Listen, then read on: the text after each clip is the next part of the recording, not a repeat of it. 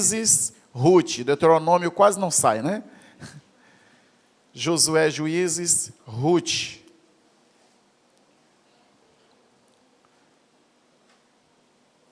Ruth, capítulo 1.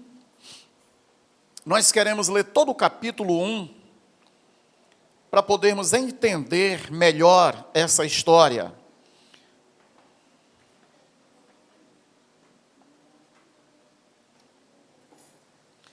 Você que já encontrou, você pode ficar de pé para lermos a palavra de Deus de forma bem atenta. E você que ainda não encontrou, continue procurando de pé. Porque se você ficar sentado, todo mundo vai saber que você não encontrou. Encontre em pé mesmo. Amém? Ruth, capítulo 1, diz assim: Nos dias em que os juízes julgavam, houve fome na terra de Israel.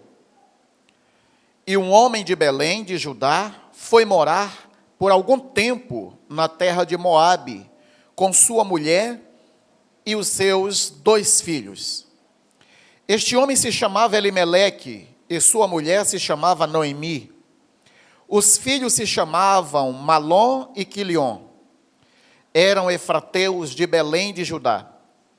Foram à terra de Moabe e ficaram ali. Algum tempo depois, Elimeleque, o marido de Noemi, morreu, e ela ficou sozinha com os 2 filhos. Estes casaram com mulheres moabitas. O nome de uma delas era Orfa, e o nome da outra era Ruth, e ficaram ali quase 10 anos.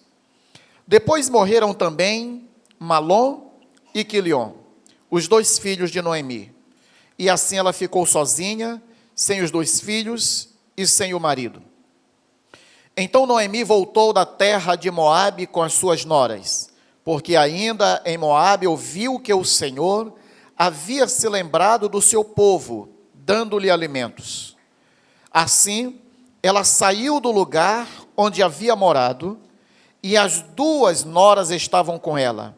Enquanto caminhavam, voltando para a terra de Judá, Noemi disse às suas noras: Vão agora e voltem cada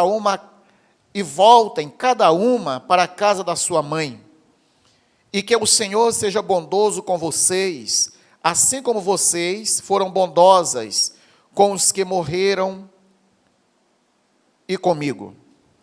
O Senhor faça com que vocês sejam felizes, cada uma na casa do seu novo marido. E deu um beijo em cada uma delas.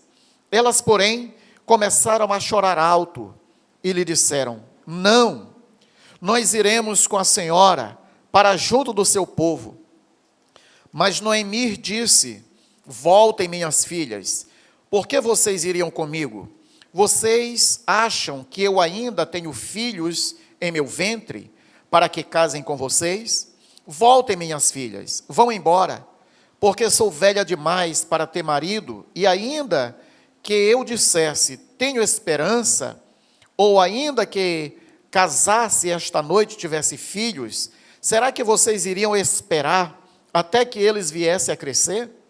Ficariam tanto tempo sem casar?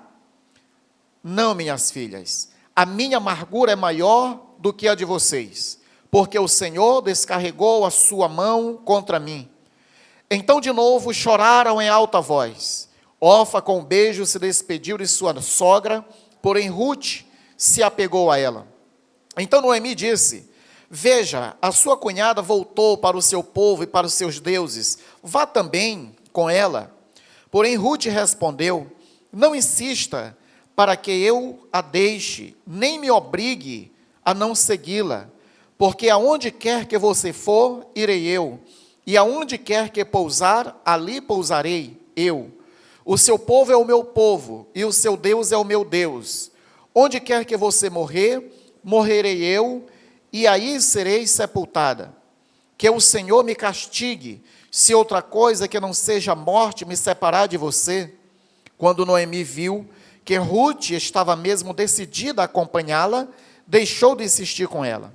Então ambas se foram até que chegaram a Belém. E aconteceu que ao chegarem ali, toda a cidade se comoveu por causa delas. E as mulheres perguntavam: esta não é Noemi?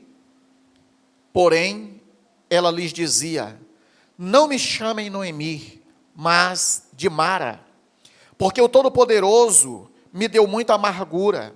Quando saí daqui, eu era plena, mas o Senhor me fez voltar vazia. Por que então querem me chamar Noemi, se o Senhor deu testemunho contra mim e o Todo-Poderoso me afligiu? Foi assim que Noemi voltou da terra de Moabe com Ruth, sua nora, a moabita, e chegaram a Belém no começo da colheita da cevada. Amém? Podeis assentar, meus queridos? Que história, hein? Uma história de tirar o fôlego. O livro de Ruth foi escrito aproximadamente em 350. Em 350, havia se passado ali toda aquela geração de Josué. Josué havia morrido, e depois de Josué, vêm os juízes. Depois dos juízes, se levantam os reis, que o primeiro rei de Israel é Saul, não é? Que é coroado rei de Israel. Então, entre Josué e os reis de Israel, foi o período dos juízes. E o texto começa falando nos dias em que os juízes julgavam. Então, essa história de Ruth acontece nesse período, entre Josué e os reis, no período em que os juízes governavam. Amém? E esse foi um período, querido, dos juízes, um período muito difícil para o povo de Israel. Um período de altos e baixos. Uma hora o povo estava bem, outra hora o povo estava mal. Quando Deus levantava um juiz, o povo prosperava, mas logo quando esse juiz morria, o povo se voltava para os seus deuses, pecava contra o Senhor e virava uma decadência, tanto moral, quanto política, quanto espiritual, e principalmente espiritual. Eles viviam em altos e baixos, espiritualmente falando. Era um povo que não temia a Deus pelo que Deus era, mas pelo que Deus poderia lhes dar. E é exatamente nesse contexto que acontece essa história, né, de Ruth, de Noemi, desse homem chamado Elimeleque com sua família, que deixam Belém, porque houve uma fome em todo Israel, e eles vão para outra terra.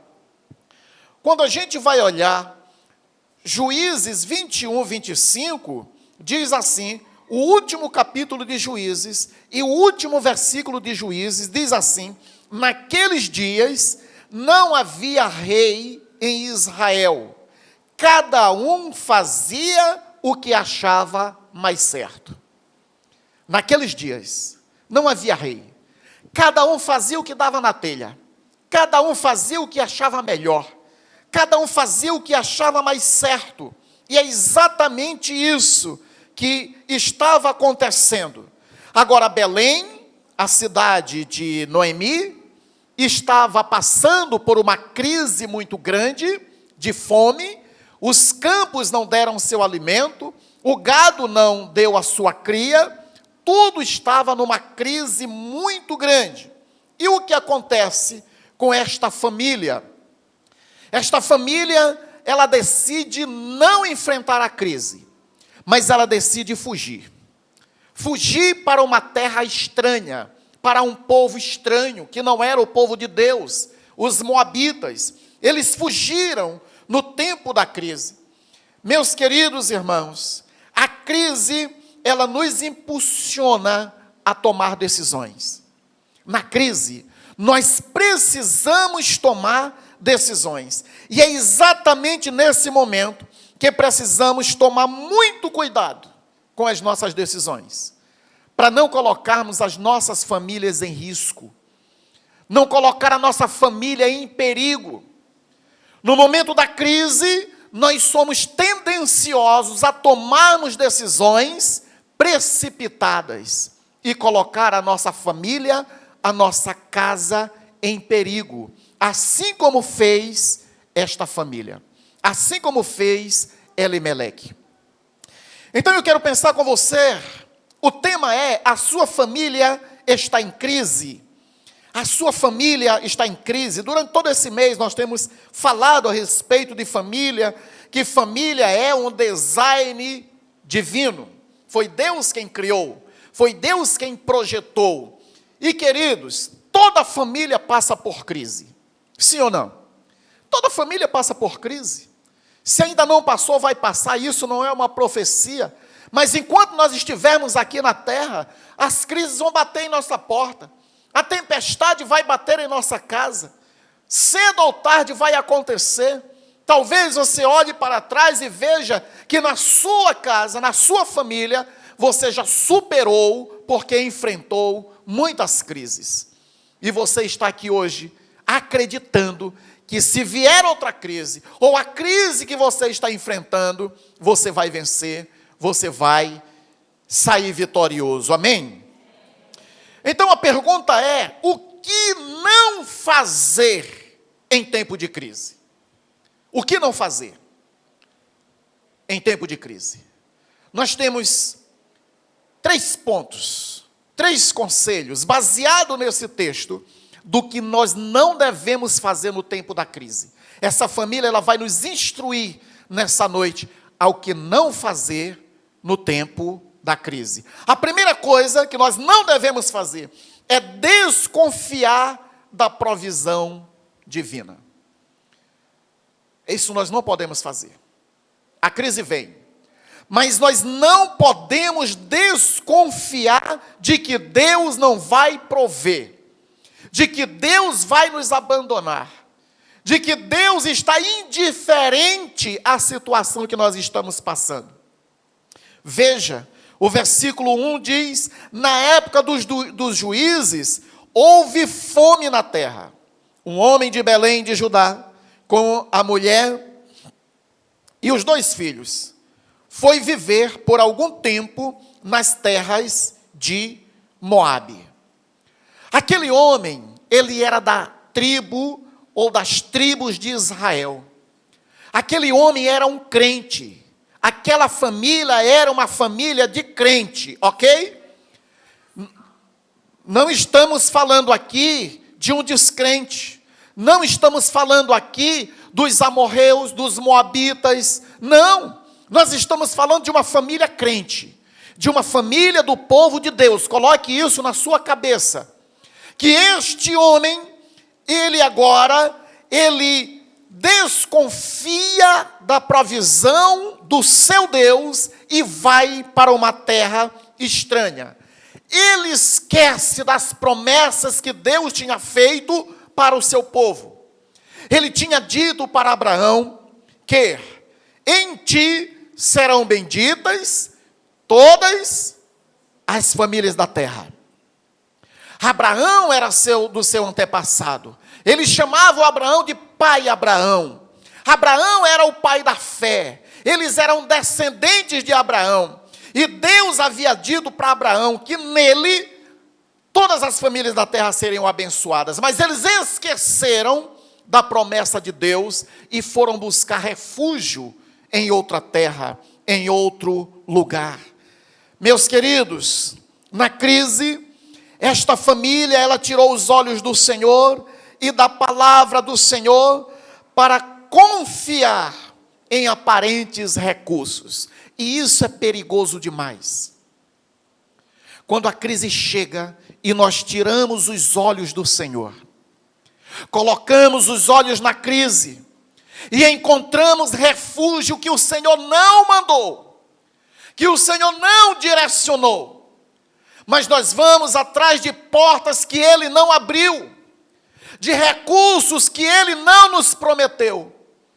Aquela família, ela sai em direção a uma aventura, e Noemi vai dizer que saiu de mãos cheias. Ela diz, eu saí de mão plena. Mentira. Eles saíram de lá na crise para buscar recursos em uma terra que Deus não falou que eles buscassem. Eles confiaram mais nas oportunidades do que em Deus. Sabia que nem toda oportunidade vem de Deus? Nem toda oportunidade é para nós. Nem todas as oportunidades é para o povo de Deus. Deus, quando Ele abre uma porta, ninguém fecha. Amém? E quando Ele fecha uma porta, ninguém abre.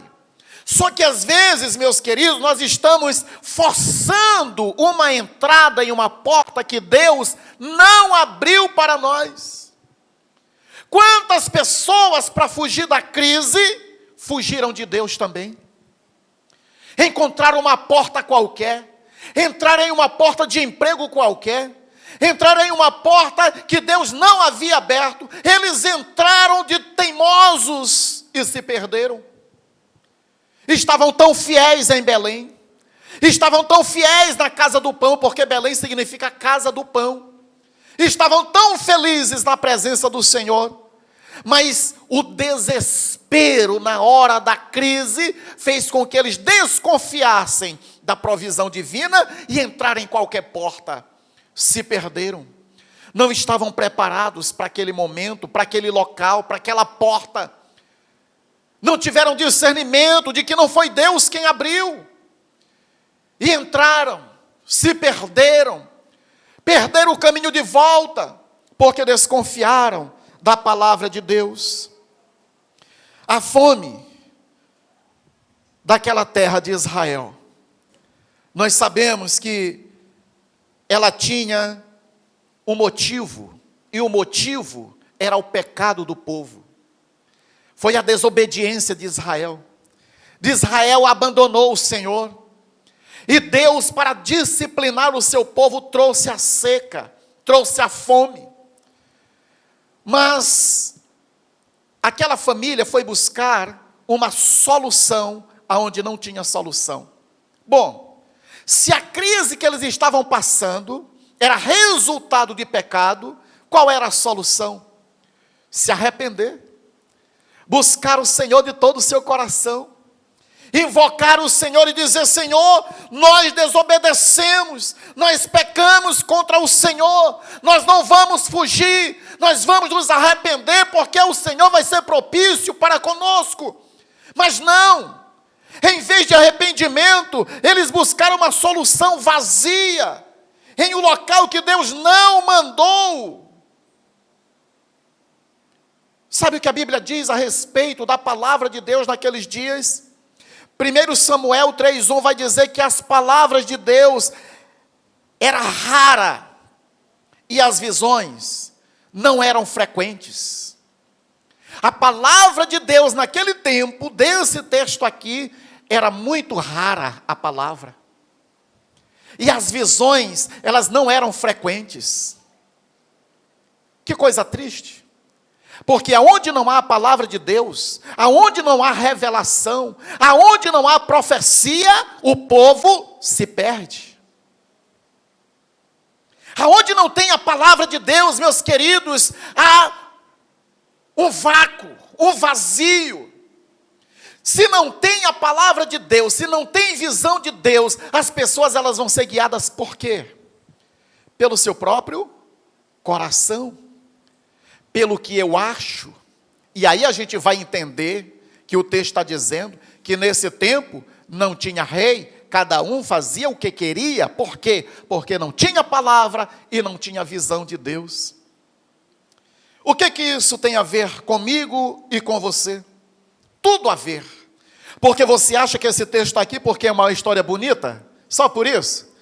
A história é bonita porque ela tem um desfecho extraordinário. Porque Deus é misericordioso, mas está aqui exatamente para nos ensinar a depender de Deus e não desconfiar da sua provisão no tempo da crise na nossa casa. Se a sua família está em crise, saiba de uma coisa: não desconfie da provisão de Deus. Não faça isso. Não busque atalhos. Não entre em qualquer caminho, em qualquer porta. Não ande em qualquer vereda que o Senhor não preparou. Ele é aquele Deus que provê para as tuas necessidades e para a necessidade da tua família. Não busque resposta em terras estranhas. Não busque resposta na terra do inimigo, porque isso pode gerar morte. Elimeleque, Noemi, Malom e Quilom abandonaram Belém, abandonaram Belém, fugiram de Belém.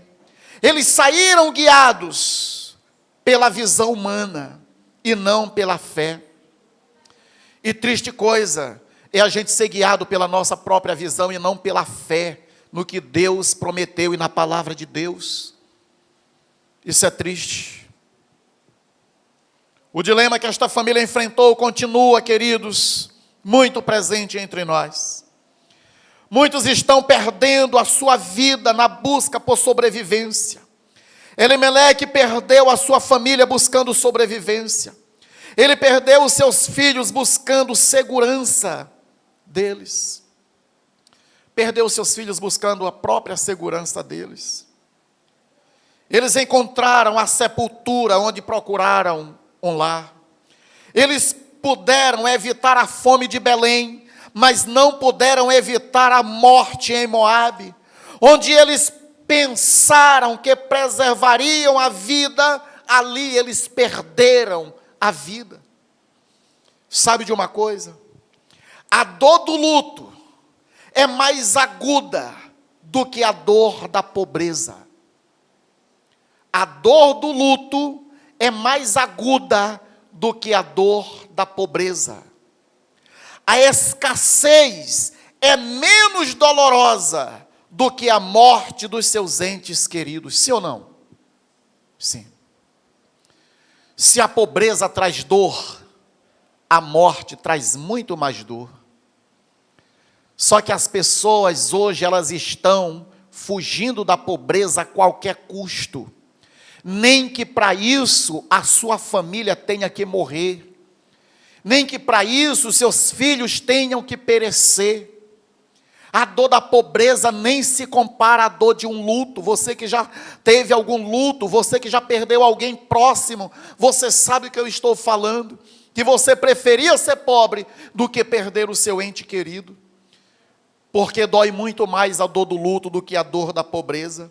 A escassez ela é menos dolorosa do que a morte dos entes queridos, mas eles não compreenderam aquilo. Amados, a palavra do Senhor, ela tem promessas para nós também hoje, não somente para aquele povo, mas para minha família e para a sua família. Nós estamos debaixo dessa bênção de Abraão, que em ti serão benditas todas as famílias da terra. Amém? Quem está na terra aqui? Pronto, todas as famílias da terra. Se você não é da terra, essa promessa não é para você. Mas se você mora aqui na terra, essa promessa é para você também. Sabe o que o salmista diz? Ele diz: eu já fui jovem e agora sou velho, mas nunca vi um justo desamparado, nem a sua descendência mendigar o pão. Sabe o que diz a respeito de Deus? Que Ele é fiel. Diz que Deus é provedor. Diz que Deus, Ele cuida dos seus. Ele não é um pai irresponsável que deixa os seus filhos, sua família e vai embora. Não, Ele cuida dos seus. O salmista, ele disse: olha, eu já fui jovem, agora sou velho, mas nunca vi um justo desamparado, nem a sua descendência mendigar o pão. Pastor, mas tem alguns crentes que mendigam o pão. A promessa é para quem é justo. Nunca vi um justo desamparado. Bom, se ele está desamparado, então alguma coisa está errada, menos a palavra de Deus. Alguma coisa está errada na vida dele, na fidelidade dele, na justiça dele. Porque a Bíblia está dizendo que se você é justo, você não vai ficar desamparado.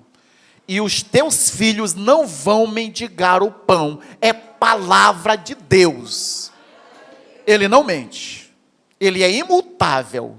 Ele não muda. Amém, queridos?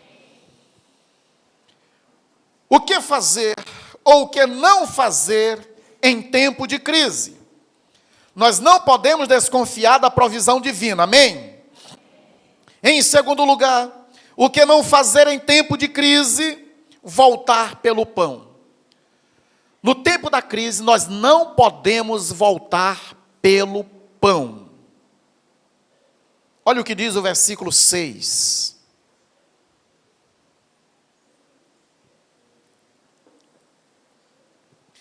Quando Noemi soube em Moabe que o Senhor viera em auxílio do seu povo, dando-lhe alimento, Deus sempre vem em auxílio, viu? Amém? Decidiu voltar com suas 2 noras para a sua terra. Deixa eu te perguntar uma coisa. Noemi tomou a decisão certa de voltar? Sim, claro. Agora, a motivação do coração de Noemi é que estava errada. Porque ela não volta por Deus. Ela volta por pão. Ela volta por comida. Ela volta porque soube que Deus abençoou a terra. Ela volta porque sabe que aquela crise havia acabado. Que a fome que imperava em Israel já tinha acabado. Belém, terra do pão, ou casa do pão, agora estava farta. Ela volta, ela fez a decisão certa de voltar, mas a motivação do seu coração foi errada. Porque ela não voltou para Deus, ela voltou para o pão, ela voltou para as coisas de Deus, para as bênçãos de Deus, e não para Deus. Queridos, isso é triste quando nós voltamos não para o Senhor, mas para as coisas do Senhor. Tem muita gente correndo atrás das bênçãos de Deus e não do abençoador. Tem muita gente querendo tudo de Deus, menos Deus. Querendo todas as bênçãos do Senhor, mas não quer o Senhor, o seu coração está longe do Senhor. Lembra do filho pródigo? Ele voltou, fez a decisão certa de voltar, mas ele não voltou por causa do pai. A Bíblia diz que ele estava longe, perdeu tudo, e ele lembra que na casa do seu pai tinha abraço? Não. Na casa do seu pai tinha comida. Na casa do meu pai tem mesa farta, tem comida. Seus empregados comem, e eu aqui morro de fome. Ele volta não para dar um abraço no seu pai, porque amava seu pai, porque queria a companhia do seu pai. Ele volta pelo pão, assim como fez Noemi. Ela volta pelo alimento, não pela presença. Isso é triste. Como vai o nível de sede e fome em você e em sua família? Como vai o seu nível de sede? Como vai o seu nível de fome por Deus? Não por aquilo que Deus pode nos dar, não por aquilo que Deus pode fazer, mas por aquilo que Deus é. Queridos, se nós temos Deus, nós temos tudo. Amém?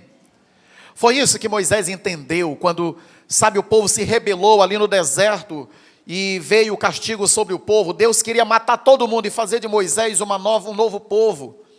Moisés intercede pelo povo.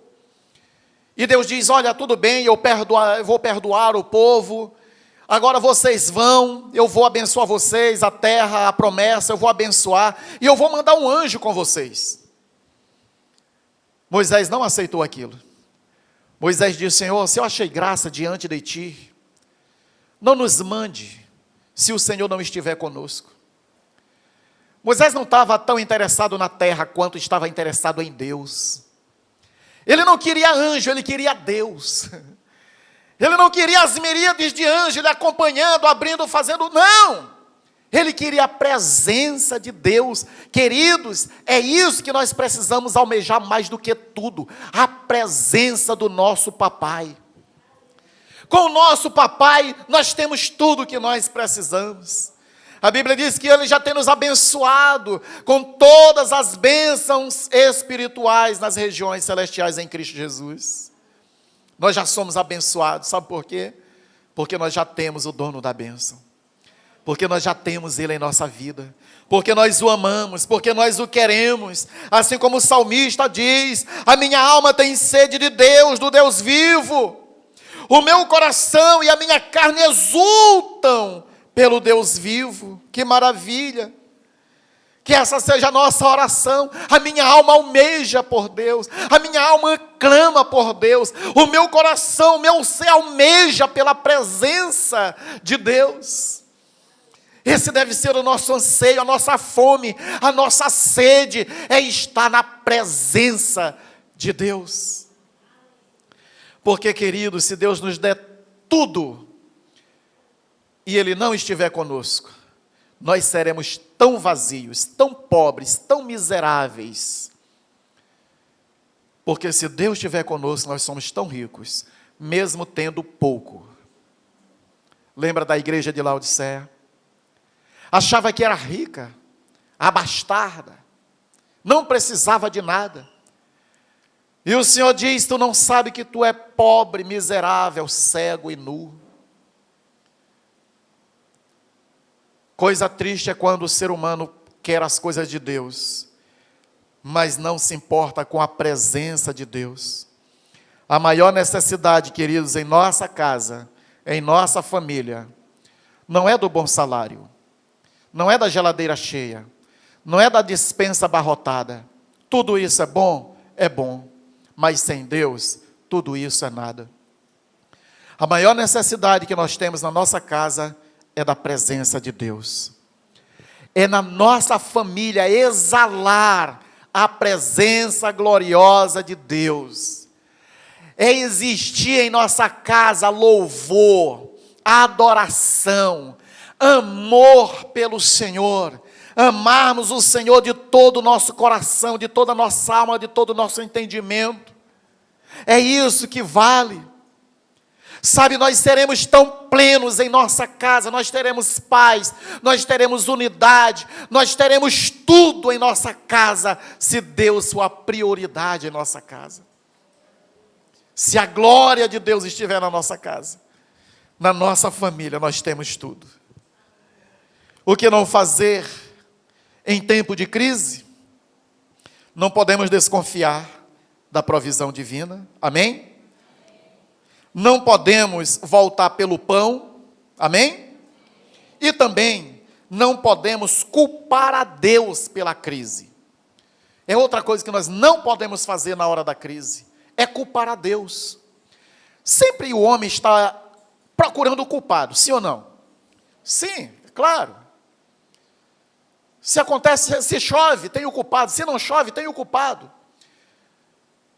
O preço dos alimentos estão lá em cima. Tem culpado ou não tem? Mas é claro que tem. E se não tivesse, a gente encontraria outro. Não é? O preço do combustível está lá em cima. É o governo, é o ministro. O ministro agora foi exonerado, vem outro ministro, a gente tem esperança que melhore. Se não vier, se continuar aumentando, quem é o culpado é o ministro. Se as coisas estão difíceis, tem alguém culpando alguém. E quando a gente não encontra o ser humano, a gente encontra quem para culpar? Deus.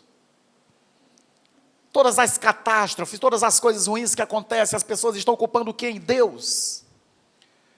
Se a família não vai bem, é Deus que é o culpado. Você não lembra que foi você quem escolheu e não pediu permissão para Deus, e muito menos direção.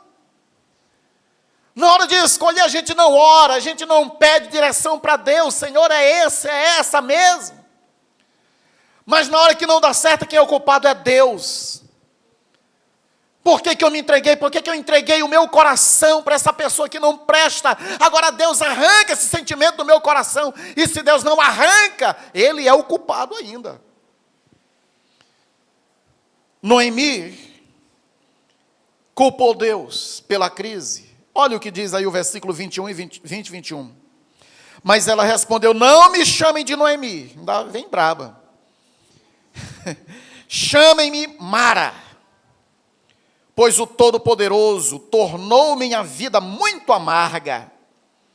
De mãos cheias eu parti, mentira. Mas de mãos vazias o Senhor me trouxe de volta. Porque me chamam Noemi, o Senhor colocou-se contra mim, o Todo-Poderoso me trouxe desgraça. Meu Deus! Ela culpou Deus. Quando ela estava conversando com as suas noras, ela repete isso, ela fala isso para elas: não, minhas filhas, a minha amargura é maior do que todas as de vocês, porque o Senhor descarregou a sua mão sobre mim. Noemi, ela passa 10 anos fora, 10 anos. As mulheres da região, da cidade, conheciam ela como Noemi. Noemi significa agradável, graciosa. E era assim que ela era antes. E as mulheres conheciam ela assim: olha, graciosa, olha, agradável. Só que ela: não, eu não sou mais assim. A forma como ela encontra aquelas mulheres já demonstra quem ela é, quem ela se tornou. Ela se tornou Mara. Mara significa amargo, amargurada. E foi isso que Noemi se tornou, queridos, amargurada. Por que ela se tornou amargurada? Porque ela achou que Deus estava contra ela. Foi Deus quem trouxe a desgraça sobre a família dela. Agora eu te pergunto, isso é verdade? Deus mandou ela sair do lugar que Ele disse para ela ficar? Deus mandou ela ir para outras terras estrangeiras? Não, isso não era plano de Deus. Era plano do marido dela, com certeza com a conivência dela e dos filhos. Mas ela coloca a culpa em Deus. Quando as provações não cumprem o seu propósito, e a provação, ela tem o propósito de nos aperfeiçoar, de nos moldar, de nos tornar maduros e parecidos com Cristo.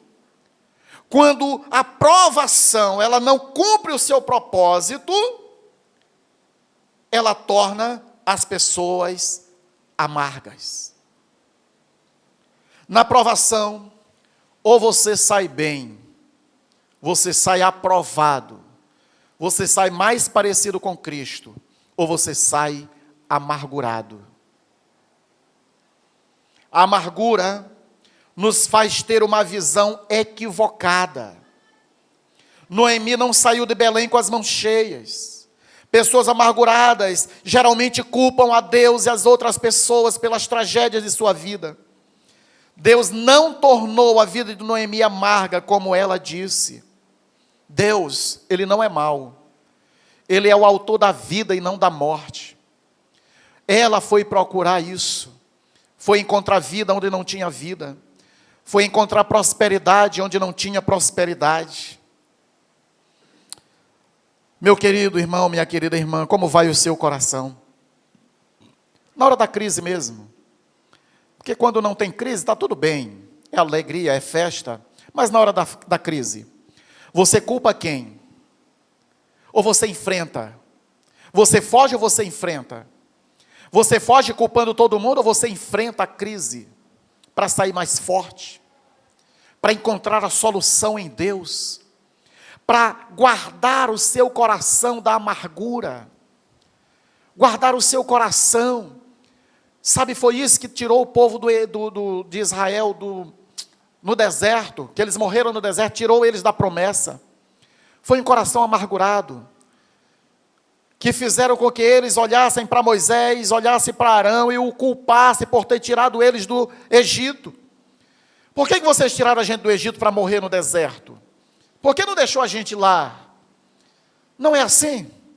No deserto, nós precisamos aprender a sair mais fortalecido, mais apegado em Deus. Se o Senhor está te chamando para o deserto, é para ter intimidade com você. Se o Senhor está te permitindo passar por uma crise, é para que você se torne mais forte, para que a sua família se torne melhor, mas dependente de Deus, e não o contrário. Conta-se uma história, que na Etiópia o governo comunista invadiu uma igreja, um local de adoração, para prender as pessoas, e eles pegaram uma criança e jogaram pela janela.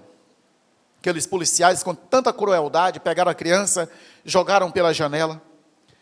E a mãe daquela criança saiu, enquanto o pastor, que era o pai da criança, pregava. Não deixou de pregar. Ela saiu na rua, pegou a criança morta, voltou para dentro da igreja, sentou, colocou a criança no colo e continuou a adorar.